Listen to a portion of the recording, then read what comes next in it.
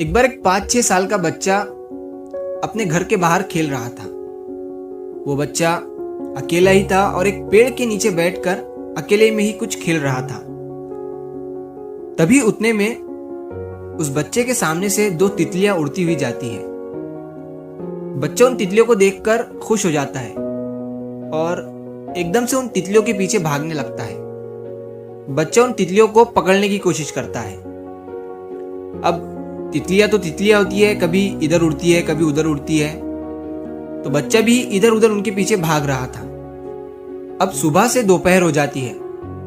बच्चे के हाथ में एक तितली आती है, लेकिन जैसे ही बच्चा अपना हाथ खोलता है तो वो तितली फिर से उड़ जाती है और बच्चा फिर से उन्हें पकड़ने की कोशिश करता है। अब दोपहर से शाम हो जाती है, लेकिन बच्चा उन तितलियों के पीछे ही भाग रहा था। तभी बच्चे का पैर फिसलता है और वो जमीन पर गिर जाता है। उतने में ही उधर से एक आदमी गुजर रहा था। उस आदमी के पास तरह तरह के फूलों के गमले थे। आदमी उस बच्चे के पास जाता है, उसे उठाता है और उसके कपड़े साफ करते हुए उससे पूछता है कि तुम क्या कर रहे थे। तो वो 5-6 साल का बच्चा उस आदमी से कहता है कि मैं सुबह से इन तितलियों को पकड़ने की कोशिश कर रहा हूँ, लेकिन ये तितलियां मेरे हाथ में ही नहीं आ रही है, और अगर हाथ में आ भी गई तो तुरंत उड़ जा रही है। तो वो आदमी उस बच्चे से पूछता है कि तुम इन तितलियों को पकड़कर क्या करोगे। तो बच्चा कहता है कि मैं इन्हें अपने घर ले जाना चाहता हूँ। अब आदमी मुस्कुराते हुए अपने पास के 2-3 फूलों के गमले उस बच्चे को दे देता है और उससे कहता है कि इन फूलों को तुम अपने घर के आंगन में लगाना। बच्चा आदमी से पूछता है कि इससे क्या होगा। तो आदमी कहता है कि वो तुम्हें कल पता चलेगा। अब बच्चा जो है उन फूलों को अपने घर पर ले जाता है और अपने घर के आंगन में लगा देता है। अब अगले दिन जैसे ही बच्चा नींद से उठता है और देखता है तो जो फूल उसने आंगन में लगाए थे उन पर ढेर सारी तितलियां मंडरा रही थी और उसके घर के पास भी बहुत सारी तितलियां जो है वो घूम रही थी।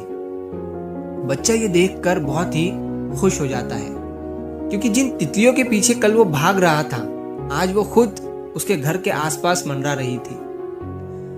अब बहुत से लोगों को ये कहानी समझ में नहीं आई होगी, लेकिन इस कहानी से बहुत ही डीप मीनिंग निकलता है, और वो ये है कि आज के जमाने में हर कोई किसी ना किसी चीज के पीछे भाग रहा है, किसी ना किसी चीज को चेस करने की कोशिश कर रहा है। कोई पैसा चेस कर रहा है, कोई सक्सेस, तो कोई फेम, तो कोई रिलेशनशिप, कोई एक परफेक्ट लाइफ। सुबह उठते ही रेस शुरू हो जाती है और रात तक हम सिर्फ एक ही चीज करते हैं और वो है दौड़ना। लेकिन कभी सोचा है हम दौड़ किसके पीछे रहे हैं और क्यों?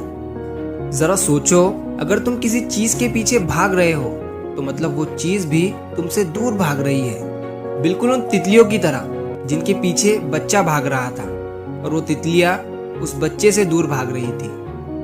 जब तक तुम खुद को बदलोगे नहीं, सुधारोगे नहीं, तो तुम्हें वो चीज मिल भी जाए तो ज्यादा देर तक टिक नहीं पाएगी। देखो, दुनिया में एक सिंपल रूल है, अट्रैक्शन हमेशा क्वालिटी की तरफ होता है। जैसे तितलियों का अट्रैक्शन फूलों की तरफ होता है, तो बच्चे ने उन फूलों को ही अपने घर पर लगा लिया।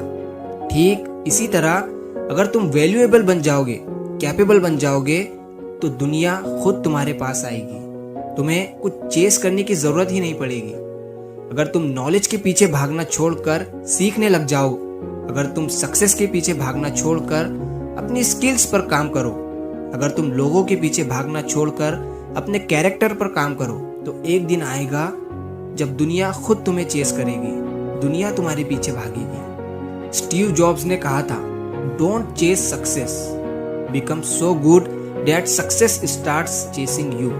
और ये बात बिल्कुल सच है, क्योंकि जब तुम अपने अंदर इम्प्रूवमेंट लाते हो, जब तुम अपने आप को सुधारते हो, तो तुम्हारी एनर्जी, तुम्हारा कॉन्फिडेंस, तुम्हारा वाइब्रेशन, सब कुछ बदल जाता है और ये बदलाव दुनिया महसूस करती है। दोस्तों, एक ऑर्डिनरी इंसान और एक एक्स्ट्राऑर्डिनरी इंसान में फर्क सिर्फ इतना होता है कि ऑर्डिनरी इंसान दुनिया को बदलने की कोशिश करता है और एक्स्ट्राऑर्डिनरी इंसान अपने आप को बदल लेता है। तो चेस मत करो, अट्रैक्ट करो। छोटी सोच ये कहती है कि मुझे वो चीज़ चाहिए, और बड़ी सोच ये कहती है कि मुझे वैसा बनना है जैसा इंसान वो डिजर्व करता है। बस यही माइंडसेट तुम्हें सबसे आगे ले जाएगा, क्योंकि जब तुम खुद बेटर बन जाते हो तो पैसा, इज्जत, सक्सेस, रिलेशनशिप सब कुछ अपने आप अट्रैक्ट होने लगता है।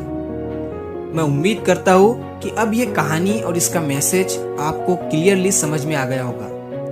तो अगर आप इस कहानी को और भी लोगों तक पहुंचाना चाहते हो तो इस वीडियो को लाइक करिए, ताकि YouTube इस वीडियो को और भी लोगों तक पहुंचाए। और अगर कहानी अच्छी लगी हो तो हमारे चैनल को सब्सक्राइब जरूर करिए। मिलता हूँ मैं अगली बार इसी तरह की कहानी के साथ। तो सब्र करो, शुक्र करो और जिंदगी में